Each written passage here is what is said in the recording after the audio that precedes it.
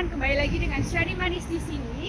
Kali ini aku akan membawa kalian ke Musée d'Orsay atau yang namanya Museum Orsay. Jadi tempatnya ini agak berbeda dibanding dengan Musée du Louvre karena dia itu sebelumnya, bangunan ini sebelumnya adalah stasiun kereta. Jadi kalau dilihat dari arsitekturnya bagian luar dan dalam itu beda banget, nggak seperti museum-museum yang lainnya. Oke deh, kita masuk aja ya.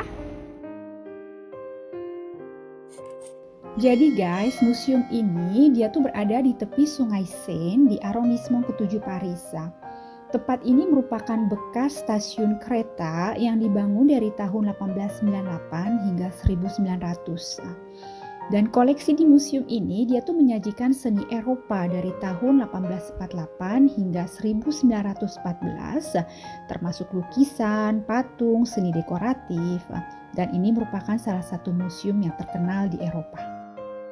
Oh iya guys, ternyata aktor Brad Pitt itu suka mengunjungi museum ini loh.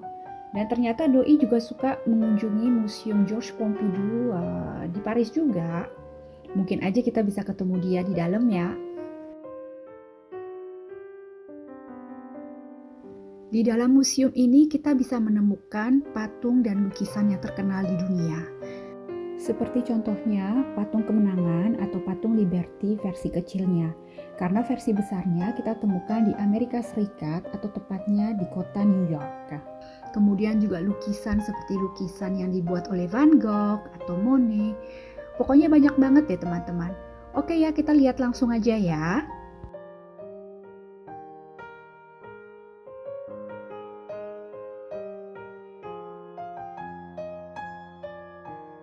Kali ini aku mau membahas mengenai Carpeaux, salah seorang pematung yang terkenal di Prancis.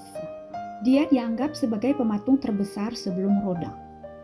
Kali ini aku memperkenalkan kalian patung yang bertemakan tarian.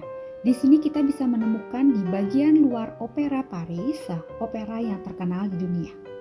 Kita dapat menemukan karya-karya Carpeaux di belahan dunia lainnya, seperti di museum-museum Amerika Serikat, di Nigeria, di negara lainnya, dan tentu saja di Prancis.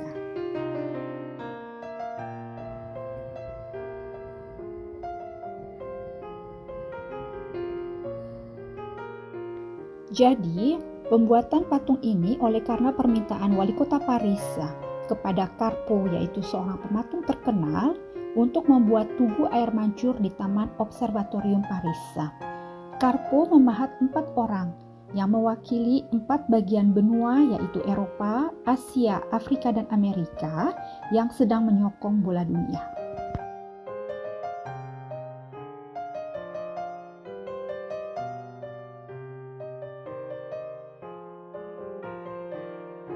Patung ini menceritakan cerita yang mengenaskan seorang tirani Italia yang bernama Ugolin.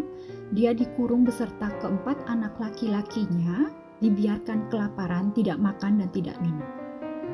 Dan pada akhirnya Ugolin bertahan hidup dengan memakan mayat keempat anaknya sebelum ia sendiri mati kelaparan.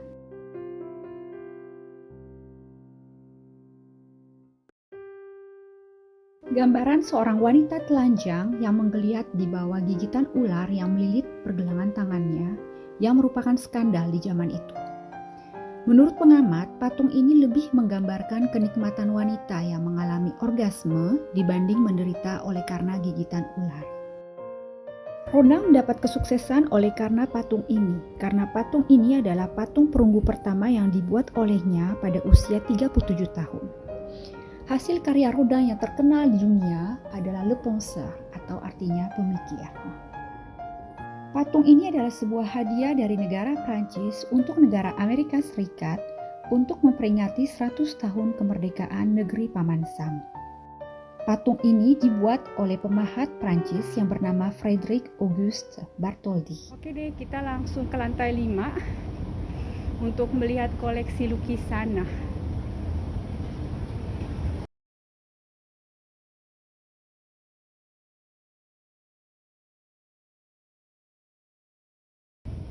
Oke, kita sudah sampai di lantai 5.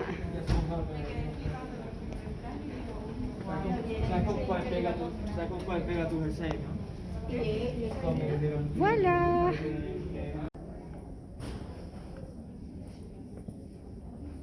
Oke, lihat tuh. Banyak pelukisnya, ada Monet, ada Manet, ada Cézanne, Degas, Renoir aussi. Oke, kita langsung aja ya.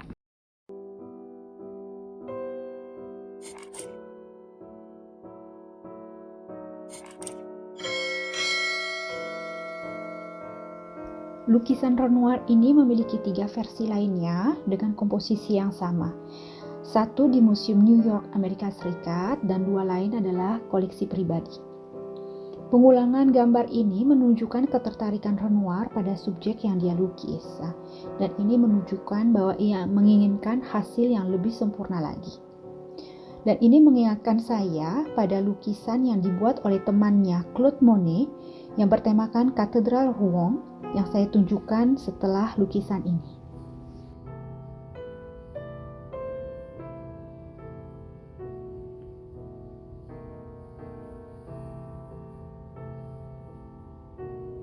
Dengan adanya kerlipan bintang-bintang di langit, lalu berbagai lampu yang menghiasi kota di malam hari, serta refleksi berbagai macam cahaya ke Sungai Rhône, hal ini menunjukkan bahwa malam tidak seluruhnya hitam, tetapi lebih bernuansa kebiruan oleh karena permainan cahaya alami maupun buatan di sekitarnya.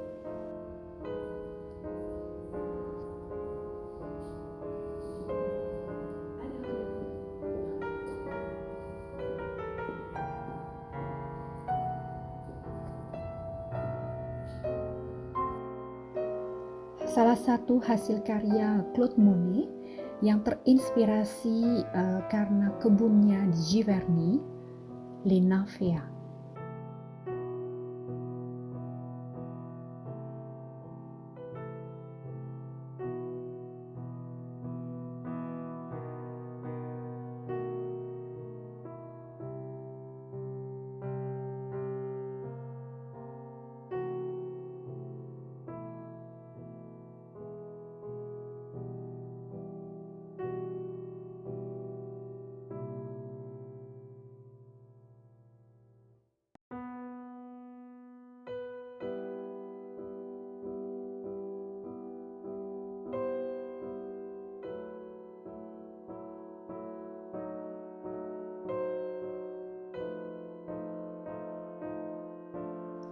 Ketika Edgar Degas meninggal tahun 1917, ada 150 patung yang terbuat dari lilin atau tanah liat ditemukan di studionya.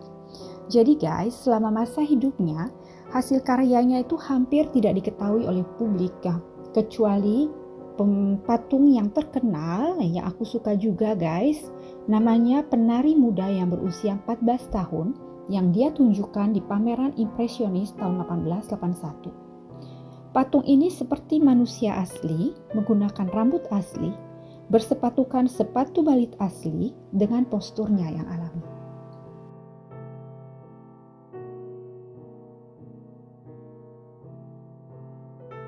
Dari tahun 1860, Degas mulai tertarik dalam dunia tari, sehingga ia disebut pelukis tari. Dia suka mengamati kegiatan di belakang layar ataupun di tempat latihan. Ia mengamati momen-momen intim seperti percakapan antara penari yang diganggu oleh seseorang, atau seorang penari yang menguap secara tidak sengaja, atau penari yang sedang membenarkan korsetnya sebelum pertunjukan.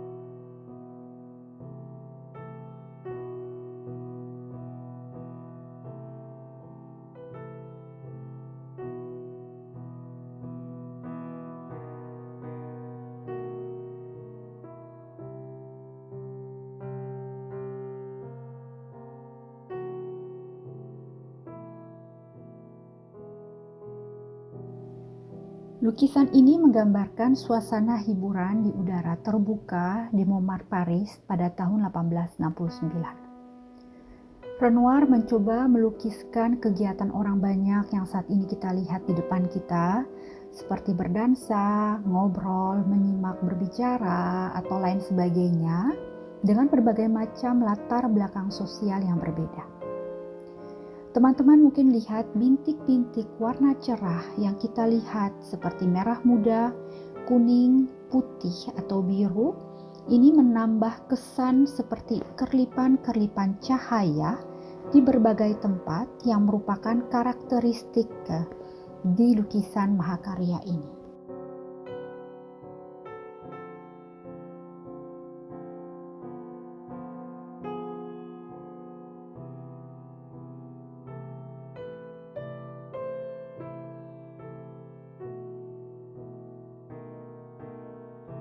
Lukisan ini merupakan skandal saat itu dan ditolak oleh juri, oleh karena lukisan ini memperlihatkan seorang wanita telanjang beserta dengan dua pria berpakaian lengkap sedang makan siang.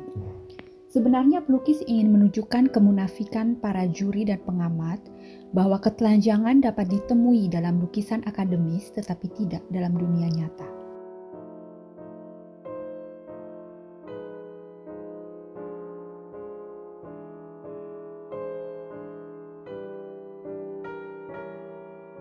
Yuk teman-teman, kali ini kita lihat koleksi lukisan Van Gogh. Itu loh, pelukis yang berasal dari Belanda. Karya Van Gogh itu penuh dengan tema naturalisme. Ia terinspirasi dari impresionisme dan pointisme. Itu loh teman-teman, nah, lukisan dengan teknik titik-titik atau bintik-bintik. Sebelumnya ia bercita-cita menjadi seorang pendeta, tapi karena gagal hingga akhirnya ia beralih menjadi pelukis. Dalam karirnya sebagai pelukis, ia tidak pernah berhenti memperkaya karya-karyanya. Ia bertukar pikiran dengan para pelukis lainnya, serta mengunjungi museum dan galeri seni. Namun karena hidupnya yang penuh dengan krisis yang menyebabkan ketidakstabilan mentalnya, hingga pada akhirnya ia bunuh diri di apartemennya di Prancis di usia 37 tahun.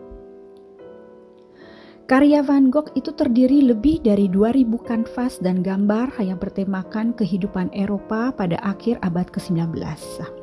Ia juga dipengaruhi oleh teman-temannya yang juga pelukis dan pemahat seperti Claude Monet, Edgar Degas, itu loh ya teman-teman yang sudah saya tunjukkan sebelumnya. Kemudian Eugène Lacroix, Cézanne, Signac, dan yang lainnya.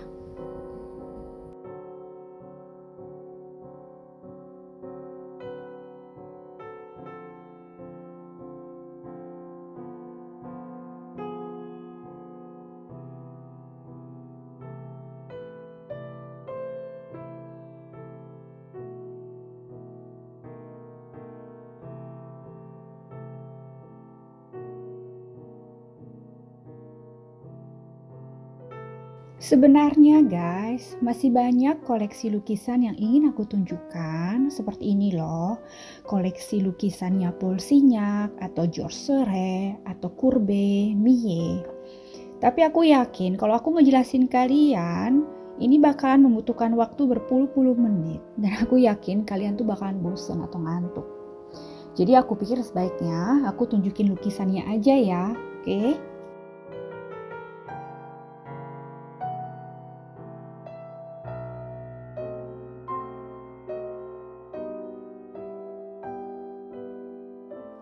Oh iya guys, di Museum Orsay ini ada juga lukisan yang terkenal yang judulnya itu Asal Usul Dunia atau bahasa Prancisnya L'Origine du Monde yang dibuat oleh Courbet. Tapi sayangnya karena ruangannya sedang direnovasi, jadi kita nggak bisa ngelihat lukisannya. Sayang banget sih, tapi it's okay, mungkin kita bisa ngelihat di lain kesempatan.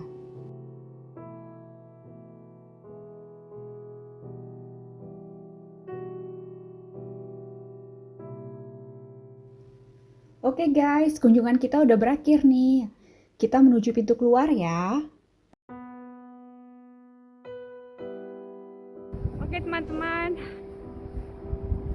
lumayan nih 1,5 jam di Museum Orsay. Seru, suka, aku sih suka banget. Moga-moga teman-teman juga suka ya, puas gitu. Semoga Semoga kalian senang dengan liputan yang aku buat. Sampai ketemu lagi di lain kesempatan. Sampai jumpa.